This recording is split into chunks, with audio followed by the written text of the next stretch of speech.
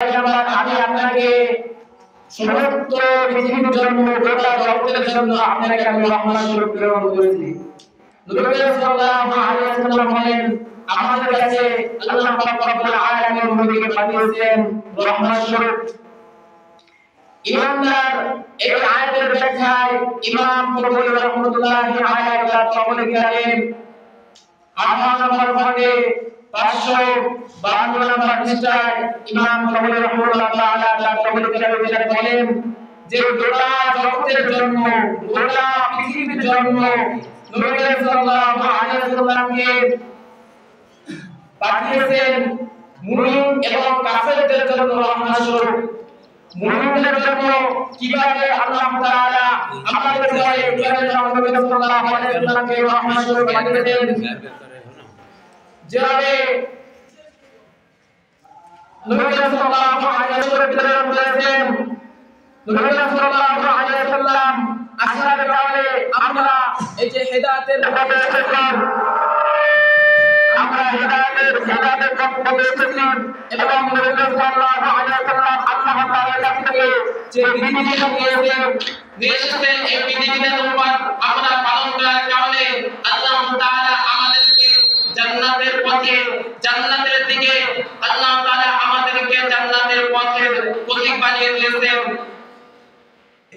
আমরা নবী সাল্লাল্লাহু আলাইহি ওয়াসাল্লামকে আমাদের উপরে যে রহমত স্বরূপ প্রেরণ করেছেন, কেননা আল্লাহ যদি নবীকে সাল্লাল্লাহু আলাইহি আমাদেরকে আমাদের উপর রহমত স্বরূপ নবী সাল্লাল্লাহু আলাইহি ওয়াসাল্লামকে প্রেরণ করেছেন এবং প্রত্যেককে মুমিনদের উপর নবী সাল্লাল্লাহু আলাইহি ওয়াসাল্লাম রহমত স্বরূপ প্রেরণ করেছেন, তাদের কাফেরদের উপর নবী সাল্লাল্লাহু আলাইহি ওয়াসাল্লামের রহমত হয়।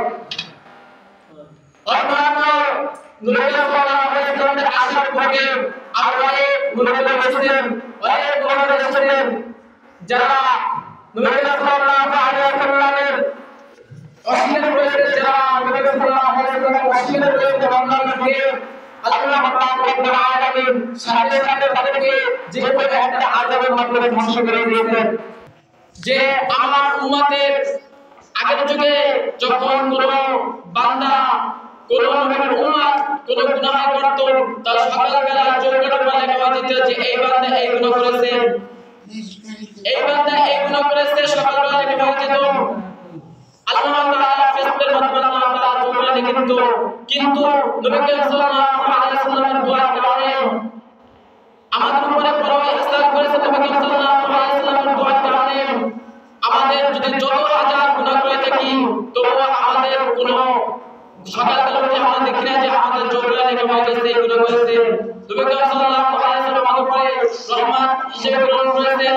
এই জন্যই যখন অন্যান্য নবীদের উম্মত কোন গুনাহ করত, গুনাহ করার সকালবেলা লেখা হয়ে যেত যে এই বান্দা এগুলো করেছে, বা তাদের চেহারা বিকৃত হয়ে যেত, কিন্তু নবী সাল্লাল্লাহু আলাইহি ওয়াসাল্লাম দোয়া করার কারণে আমাদের চেহারা পরিবর্তন হয় না, আমাদের চোখে লেখা হয় না সকালবেলা যত গুনাহ করে কেন।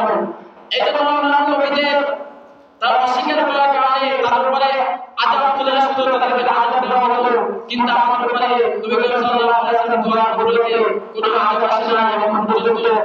এই জন্য কাফেরদের উপরে নবী সাল্লাল্লাহু আলাইহি ওয়াসাল্লাম রহমত স্বরূপ আমাদের উপরে আল্লাহ নবী সাল্লাল্লাহু আলাইহি ওয়াসাল্লাম রহমত স্বরূপ নবী সাল্লাল্লাহু আলাইহি ওয়াসাল্লাম দুনিয়ার ভিতরে এসে আমাদেরকে জান্নাতের পথিক বানিয়ে দিয়ে গেছেন। আমাদেরকে নবী সাল্লাল্লাহু আলাইহি ওয়াসাল্লাম যে বিধিবিধান দিয়ে গেছেন, হুকুম আহকাম দিয়ে দিয়েছেন, এই পথে যদি আমরা এই পথে যদি আমরা চলতে পারি তাহলে আমাদের দুনিয়া এবং আখিরাত সফল হয়ে যাবে। এবং তার এই বিধিবিধান যদি আমরা পালন না করি তাহলে আমাদের ওই কঠিন হাসরের মাঠে এবং কিয়ামতের দিনে আমাদেরকে সেই কঠিন আযাব থেকে বের হতে হবে। এজন্য আল্লাহ রব্বুল আলামিন বলে দিয়েছেন যে ওয়া আরসালনাকা রাহমাতাল লিল আলামিন, আমি সমস্ত জগতের জন্য নবী সাল্লাল্লাহু আলাইহি ওয়াসাল্লামকে রহমত স্বরূপ প্রেরণ করেছি। পুরা পৃথিবীর জন্য ইহুদি খ্রিস্টান নাসারার জন্য নবী সাল্লাল্লাহু আলাইহি ওয়াসাল্লাম রহমত স্বরূপ প্রেরণ করেছেন। রব্বুল আলামিন।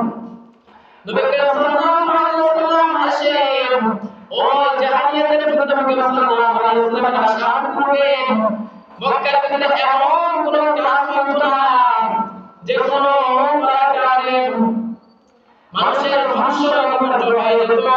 নবী করিম সাল্লাল্লাহু আলাইহি ওয়াসাল্লাম আসার পরে সমস্ত অস্তিত্ব থেকে মুসলমানদেরকে দাওয়াত দেওয়া শুরু করলেন, কাফেরদেরকে দাওয়াত দেওয়া শুরু করলেন।